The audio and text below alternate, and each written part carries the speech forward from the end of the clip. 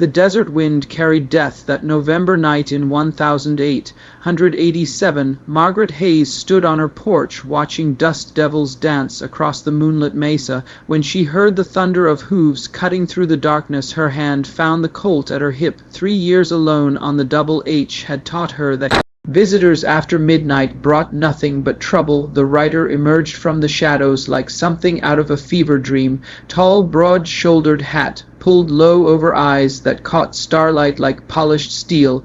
His horse was lathered, flanks heaving, and blood darkened his left sleeve where a bullet had kissed flesh. "Ma'am," he said, voice rough as sandpaper. "Name's Jake Morrison. My horse is done, and I'm not far behind." Margaret's breath caught at 58.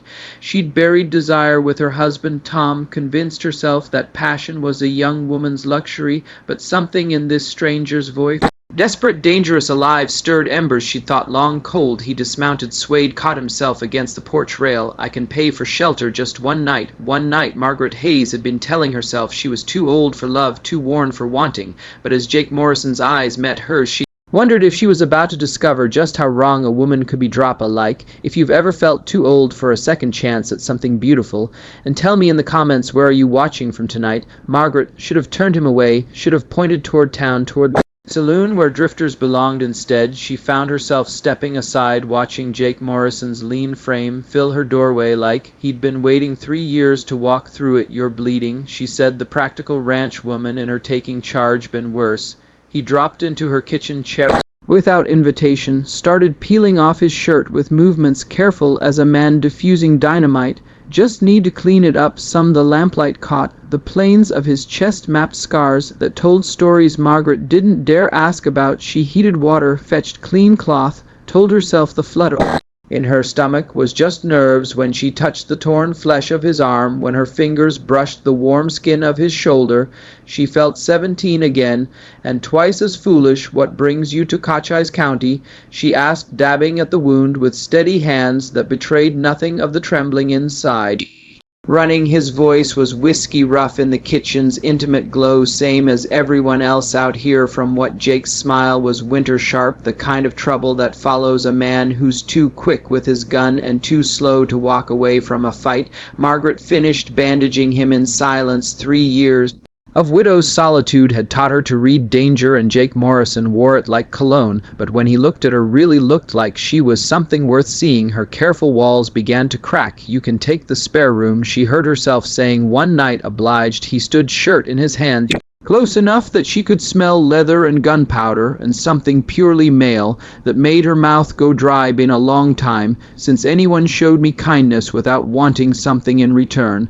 After he disappeared upstairs, Margaret sat alone in her kitchen, staring at the bloody cloth, wondering what she just invited into her life. Outside, coyotes sang to the desert stars, and somewhere in the darkness she heard the soft nicker of Jake's horse settling into her barn like it belonged there, like maybe they both did. Dawn came too soon, and not soon enough. Margaret woke to the sound of splitting wood, found Jake bare-chested in her yard, swinging her axe like he had been born to it. Sweat glistened on his shoulders as he worked, and she watched from her kitchen window, coffee growing cold in her hands. When had she stopped seeing herself as a woman? When had desire become just another luxury she couldn't afford? "Figured I'd earn my keep," Jake said when she brought him breakfast. His eyes held hers over the rim of his coffee cup, and Margaret felt heat that had nothing to do with the Arizona sun. They worked the ranch together that day. Jake gentled her spooked mare with hands that knew horses, mended fence with the efficiency of a man who had been cowboying since he could ride. Margaret found herself stealing glances at the way his jeans hugged his hips, at the careful grace with which he moved, at the surprising tenderness.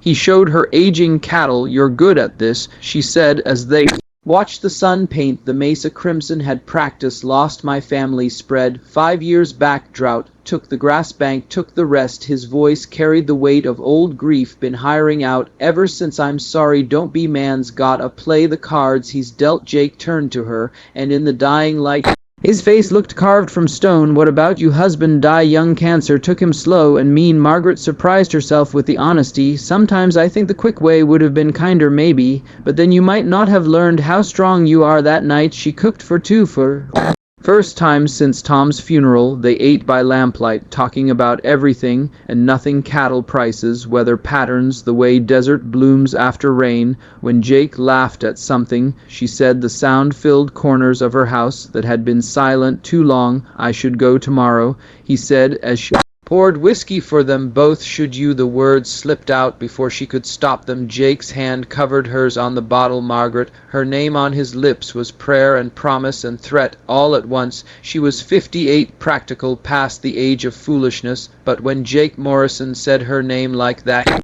she felt beautiful again, dangerous again, alive. The third night brought rain to the desert, violent, sudden, the kind that turns arroyos into rivers and washes away everything that isn't rooted deep. Margaret and Jake stood on her porch watching lightning split the sky-breathing air, thick with ozone and possibility. Never seen anything like it, Jake murmured, close enough that she could feel the heat of his body. Desert rain, Margaret said, violent and beautiful, and gone before you know it, like some women. She turned to find his eyes on her, dark with want, that matched the storm overhead. I'm not that kind of woman anymore, Jake. I'm not young. I'm not your perfect. His voice cut through her protests like thunder, through silence. Christ, Margaret, don't you see what you do to me? The kiss, when it came, was inevitable as rainfall. Jake's mouth was gentle, at first questioning, then hungry, when she answered with a passion that surprised them both. The rich scent of wet rain and dry earth mingled with the old leather and gunpowder on him, her hands fisted in his shirt, pulling him closer.